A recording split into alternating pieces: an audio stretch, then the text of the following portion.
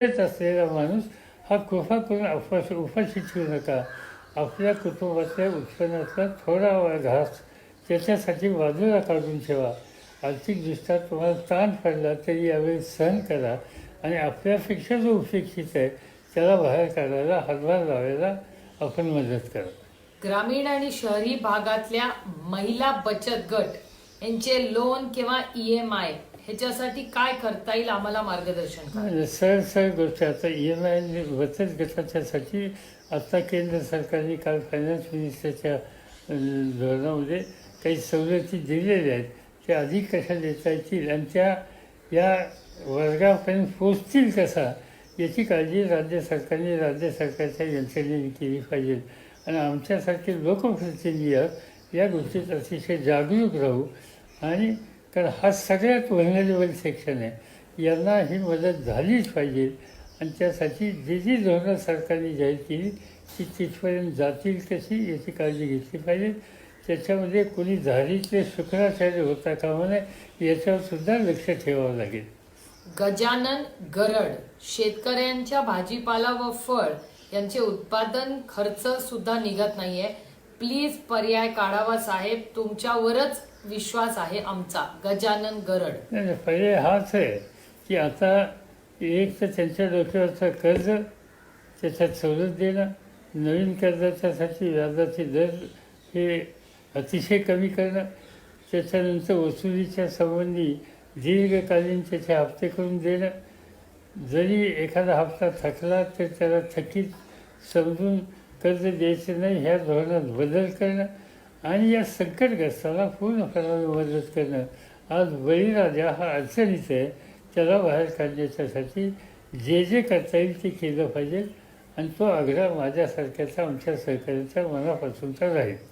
सुनील जामदार, आदरणीय साहेब, शासनाला सांगा की शेतीसाठी लागणारी कीटकनाशकांचे रसायन खत व बियाण्याची दुकानं उघडी ठेवायला शेतकऱ्यांचा हा गंभीर प्रश्न आहे. आजच मुख्यमंत्र्यांनी जाहीर केले की दैनंदिन जीवनामध्ये लागणाऱ्या वस्तूंची दुकानं 24 तास उघडी ठेवण्याच्याबद्दलची त्यांनी जाहीर केलेलं. आणि आता त्याच्यात कोणते आयटम शेती व्यवसायाला लागणारे बी बियाणं खतं औषधं यांना एक्झम्पशन देण्याच्या संबंधीचा निर्णय घेतलेला आहे. पण दुकानदार किंवा या क्षेत्रातले लोक या बाबतीत थोडंसं सावध आहेत. पण त्यांच्या मनातली भीती त्यांनी काढली पाहिजे. सरकारने जे काही नवीन धोरणं जाहीर केली राज्य सरकारने त्याच्यात शेती अर्थव्यवस्था शेती उत्पादनाला लागणाऱ्या गोष्टी या वगळलेल्या आहेत. आणि त्यामुळं या व्यवसायातल्या लोकांनी कृपा करून आज या सगळ्या गोष्टीची उपलब्ध करून द्यायला सहकार्य करावं.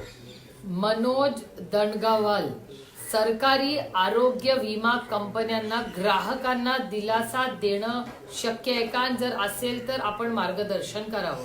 काल जे केंद्रीय अर्थमंत्र्यांनी जे धोरण जाहीर केलं त्याच्यामध्ये विम्याच्या संबंधीचा विचार त्यांनी मांडला.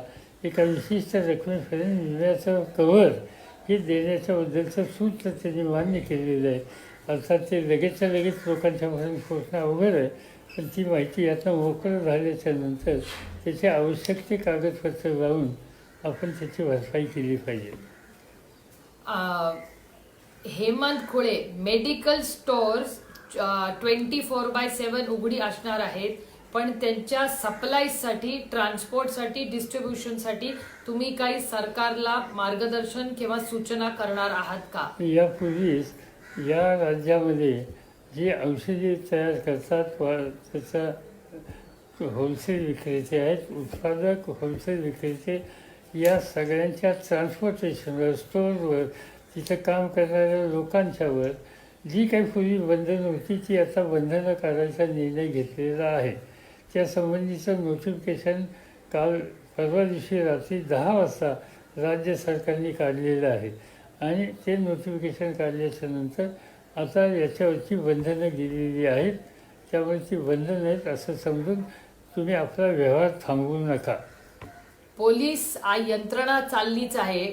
सागर थोरात विचारतायत की होमगार्ड वगैरेंना पण तुम्ही कामाला सरकार लावतंय का? तुमची काय ह्याच्यावर भूमिका किंवा तुमचा काय विचार आहे? आत्ता पोलीस दल हा पुरेसा आहे आवश्यकता लागली तर होंगारचाही विचार करू द्यावा. पण अधिकात अधिक लोक सहसा या सगळ्या क्षेत्रात असावेत असं नव्हे. आपण ज्या वेळेला घरी बसावून लोकांना सांगतो त्यावेळेला साहजिकच आपण शासकीय यंत्रणेची सुद्धा किती टक्केवारी वापरात आणायची हे ठरवलं पाहिजे. आज मंत्रालयामध्ये 5% पेक्षा जास्त कर्मचारी असू नयेत असं धोरण राज्य सरकारने स्वीकारलेलं आहे. ते लक्षात घेता बाकीचा स्टाफसुद्धा फार वाढवणं फारसं फायद्याचं ठरणार नाही.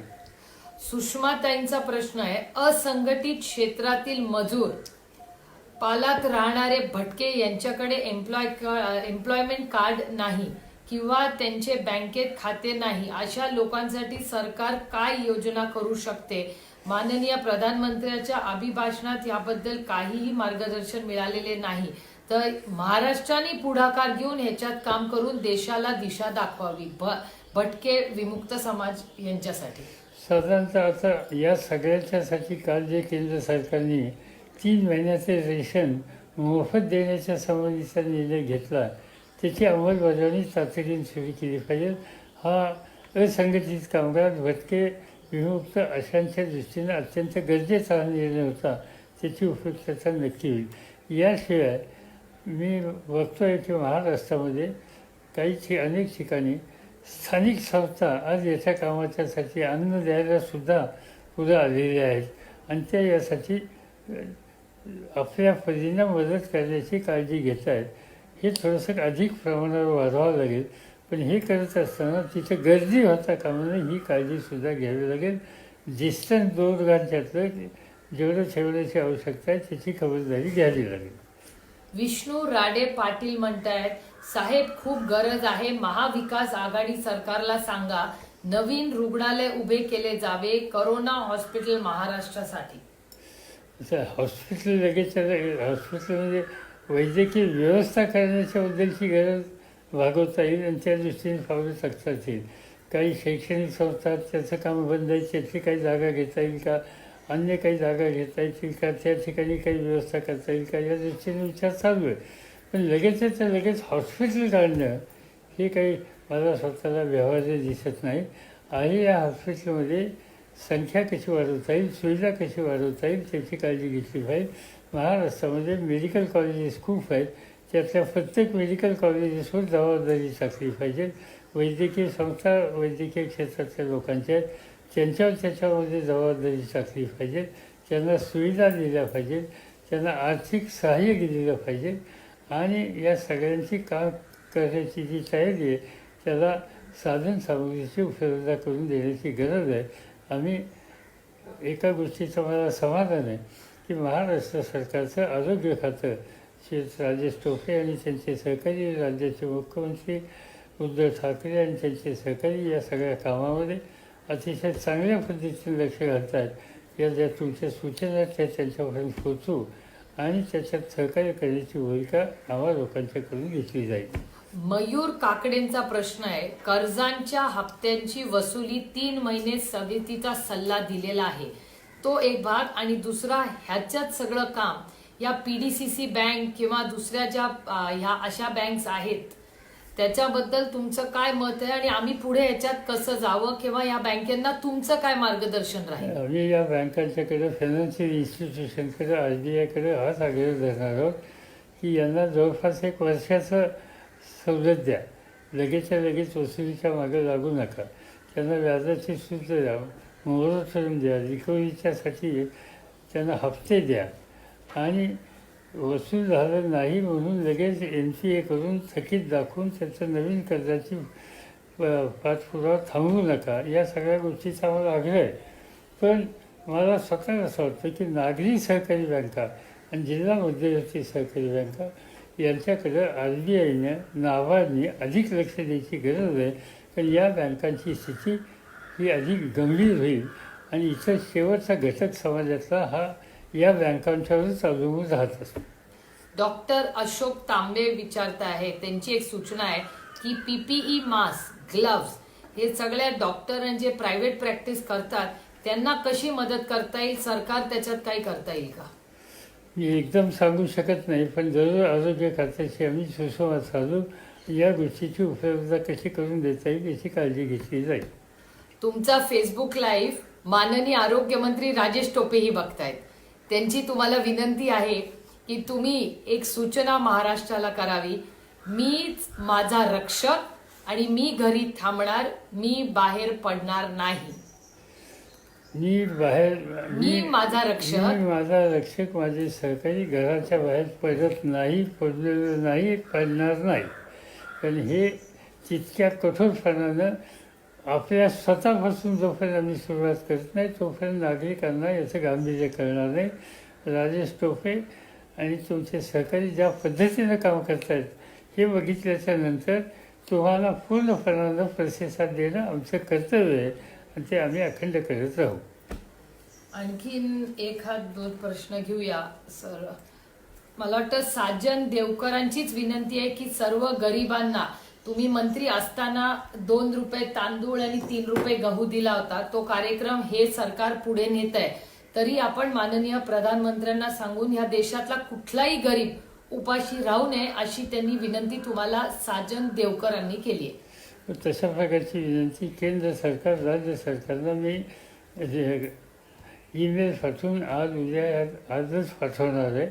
आणि हा जो त्यांनी निर्णय घेतला ज्याची अंमलबजावणी आम्ही गेले काही वर्ष करत होतो तो पुन्हा चालू ठेवायचा, मोठ्या प्रमाणात चालू ठेवायचा, त्याबद्दल मला मनापासूनचं समाधान आहे आणि त्याची अंमलबजावणी नीट व्हावी एवढीच अपेक्षा आहे. अविनाश जानकर म्हणतायत की मराठवाड्यात ही टेस्ट चालू आहेत का? टीव्हीवर आम्हाला संभ्रम कळत नाही की काहीच भागात टेस्ट चालल्या आहेत का, राज्यात सगळीकडे चालल्या आहेत, काय परिस्थिती याच्यावर थोडंसं मार्गदर्शन करावं. सगळीकडे रस्त्यावर जिथे लोक येतात तिथे टेस्ट चालू आहे. काही ठिकाणी वैद्यकीय सुविधा अधिक आहेत, त्या ठिकाणी सुद्धा चालू आहे. ह्या टेस्ट सर्वच करण्याच्या उद्देशाच्या सूचना आहेत. एक विनंती आहे उमाकांतची, खाजगी शाळांना यावर्षी कुठलीही फी वाढवू नये, उलट कमी करावी. याबाबत शासन काही लक्ष घालू शकेल का? कारण आम्ही सगळे घरी बसलेलो आहेत, ना हाताला काम आहे ना पगार येत आहे. आम्हाला मुलांची फी, घराचं भाडं, अशा अनेक अडचणी येणार आहेत. ह्याच्यावर आम्ही समजू शकतो आत्ता अडचण आहे, पण हा प्रश्न सुटल्यानंतर 1-2-3 महिन्यांनी सरकार ह्या सगळ्यात सर्वसामान्य माणसाच्या बरोबर उभं राहील का? हो, या सगळ्या शैक्षणिक संस्था आणि शैक्षणिक संस्थेमध्ये जे काही आर्थिक प्रश्न निर्माण झालेले आहेत याचा निर्णय राज्य सरकारच्या आणि केंद्र सरकारच्या शिक्षण विभागाला घ्यावा लागेल. आणि हा चांगला प्रश्न उपस्थित केलेला, आज त्याची गरज नसली तरी आज ना उद्या या प्रश्नाची सुद्धा नोंद घेऊन याच्यातून सोडवणूक करावी लागेल. आम्ही काही झालं सर्व शिक्षण अभियानाच्या संबंधीचं पुरस्कर्ता असलेलं हे राज्य आहे आणि या राज्यामध्ये शिक्षणाच्यापासून, ज्ञानापासून कोणी वंचित होऊ शकतो ही स्थिती आम्ही येऊन देणार नाही. सुनील तांबे विचारतायत, ऑटोमोबाईल स्मॉल स्केल इंडस्ट्रीसाठी काही मार्गदर्शन तुम्ही करू शकता का आम्हाला? सगळ्या स्मॉल स्केल इंडस्ट्री याच्याबद्दल लक्ष देण्याची गरज आहे. त्याचं कारण आज ते सगळे कारखाने, छोटे व्यवसाय बंद आहेत. याच्यामध्ये कामगारांची, अनऑर्गनाइज कामगारांची संख्या मोठी आहे. आज ज्या वेळेला या कामांची सुरुवात होईल, परिस्थिती थोडी बदलेल आणि हळूहळू रिलॅक्सेशन देण्याची स्थिती येईल, त्यावेळेला अशा सगळ्या कारखानदारीला अधिक मदत करणं, प्रोत्साहित करणं, त्यांना विजेच्या बिलात सवलत देणं, त्यांचे जे स्थानिक नागरी संस्थांचे टॅक्सेस आहेत त्याच्यामध्ये सवलत देणं, यातल्या प्रत्येक गोष्टीचा विचार हा करावा लागेल आणि तो आम्ही करून घेऊ. हा एक प्रश्न आहे प्रदीप पाटलांचा, साहेब JCP पोकलेनला शेतीच्या कामासाठी डिझेल मिळत नाहीये. प्रदीप पाटील, अशा वेळेस आम्ही काय करावं? ह्याला गेलं तर डिझेल देत नाहीयेत आम्हाला पेट्रोल स्टेशनला. नाही, साधारणतः JCB किंवा शेतीच्या कामासाठी पेट्रोल डिझेल द्यावं अशा प्रकारच्या सूचना सरकारने काल काढलेल्या आहेत. आज काय होतं, थोडंसं हे जे गाड्यामध्ये पेट्रोल भरून गावावर हिंडायचं, घराच्या बाहेर करू नका सांगितलं असताना सुद्धा हे जे उद्योग होत आहेत त्याच्यावर थोडे परिणाम, याच्यावर बंधनं आलेली आहेत. त्याच्यावर तुमच्यासारख्यांना यातना होताची गोष्ट खरी आहे. पण हळूहळू या निर्णयामध्ये सुद्धा सरकारला बदल करावा लागेल आणि पेट्रोल डिझेलची उपलब्धता करावी लागेल. लावणी कलाकारांवर खूप मोठे संकट आले आहे. त्यांच्याशी काही मदत सरकार होऊ शकेल का? हीच वेळ असते आम्हाला आमचे सगळं वर्षभराचा कार्यक्रम ठरवायची. आता पुढे आम्ही काय करायचं? लोककला सगळ्याच लोककला मला ठाऊक आहे. आता या महिन्यात साधारणतः पुणे जिल्ह्यात नारायणगाव की या सगळ्या भागामध्ये सगळे फरत आलेले असतात. पुढच्या वर्षाचं कॅलेंडर फायनल करत असतात. आता हे सगळे गोष्ट थंडवलेली आहे. सगळ्यांनाच त्रास जसा झाला आहे तसा त्यांनाही झालेला आहे. पण आपण अपेक्षा करूया की ही परिस्थिती लवकर बदलेल आणि त्यानंतर लोकांना या सगळ्या संकटातून बाहेर काढण्याच्यासाठी त्यांची एक मनोरंजन करण्याच्या उद्देशी सुद्धा आवश्यकता लक्षात घेऊन या कार्यक्रमाला अधिक कसं प्रोत्साहन देता येईल याची खबरदारी घेतली जाईल. सुशील मालू विचारतायत की विजेच्या बिलासाठी सर तुम्ही काही करू शकाल का? मी आत्ताच सांगितलं की शेती आणि छोटे व्यवसाय यांच्याबद्दलची जी विजेच्याबद्दलची जी बिलं आहेत किंवा आकारणी आहे त्याच्यामध्ये सवलत द्यावीच लागेल. ही दिल्याशिवाय गत्यंतर नाही. तो आग्रह आम्ही राज्य सरकारच्या विद्युत विभागाकडे करूया. निखिल पाटील विचारतायत साहेब सध्या मास्क आणि सॅनिटायझरचा सप्लाय कमी होतोय असं वाटतंय, तर ह्याच्याबाबत काही सरकार मदत करू शकेल का? असं सांगण्यात आलं की त्याला आवश्यकता तेवढी पूर्तता करण्याच्या दृष्टीने काही काळजी घेत आहेत. काही ज्या कंपन्या बनवतात त्यांच्याकडून त्याचं अधिक उत्पादन कसं करून घेता येईल आणि ते उपलब्ध कसं करून घेता येईल या दृष्टीने पावलं टाकली जात आहेत. पण याच्याबरोबर आपणसुद्धा ठीक आहे ते उद्या मिळाला उशीर झाला पण तोपर्यंत आपण हातरुमाल बांधू शकतो. आणखीन काही सुविधा करू शकतो. काही ना काहीतरी पर्याय आपण काढला पाहिजे याच्यावर. विशाल धोणे विचारतायत कर्मचाऱ्यांच्या पगाराचं काय होणार? त्यांचं काही वेतन काही कुठे विशेष परिणाम होईल असं परिस्थिती नाही. त्यांचं वेतन नक्की मिळेल. या उलट मी तर असं म्हणतो की जे कर्मचारी या सगळ्या परिस्थितीला तोंड देण्याच्यासाठी प्रयत्नांची पराकाष्ठा करतात, मग ते पोलीस दल असेल, वैद्यकीय क्षेत्रातले असेल, अन्य क्षेत्रातले असतील, त्यांना राज्य सरकारने नंतर इन्सेंटिव्ह द्याव्यात काहीतरी आणि या कामाच्यासाठी त्यांनी जबाबदारी जी स्वीकारली त्याच्याबद्दलचं ॲप्रिसिएशन या निमित्तानं व्यक्त करावं. चेतन गिरी म्हणतायत सर व्हॉलेंटियर म्हणून सरकारची हेल्प करण्याची आमची सगळ्यांची तयारी आहे. तुम्ही मार्गदर्शन करा. आम्ही तुमच्याकडे अपेक्षेने बघतोय. फक्त आता व्हॉलेंटियर म्हणून आता जास्त लोकांनी प्रत्यक्ष फायनान्स पुढे यायला नको आहे. फक्त एकच आहे की हे जे सगळं आता 24 तास दुकानं वगैरे उभी करायचा निर्णय घेतलेला आहे त्या सगळ्यामध्ये तिथे शिस्त लावायला थोडा हातभार लावा. पण तुम्ही जास्त रस्त्यावर येऊ नका. चला आता पुढचं लास्ट विशाल कांडे सर पर्सनल लोन किंवा घराच्या लोन बद्दल काही मार्गदर्शन तुम्हाला करता येईल का? नाही असं आहे की ह्या सगळ्या परिस्थितीतून मुक्तता झाल्यावर फायनान्शियल इन्स्टिट्यूशनच्या वतीनं, केंद्र सरकारच्या वतीनं, RBIच्या वतीनं, नाबार्डच्या वतीनं या सगळ्या वर्गाच्यासाठी अर्थपुरवठा करण्याच्यासाठी नवीन नीती स्वीकारावीच लागेल आणि माझी खात्री आहे की त्या संबंधीचे निर्णय होतील. आता उद्या परवा परत करूया ना.